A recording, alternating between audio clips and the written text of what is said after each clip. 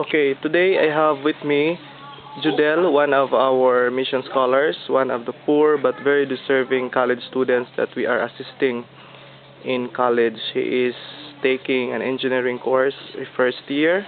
Can I see your ID, Judel? Finally, you have an ID, Naval State University, Judel Cabachete. So what do you need, Judel? How much is your final examination payment? 2,800. 2,800. So you are appealing for help so that you can take your exam. That is tomorrow.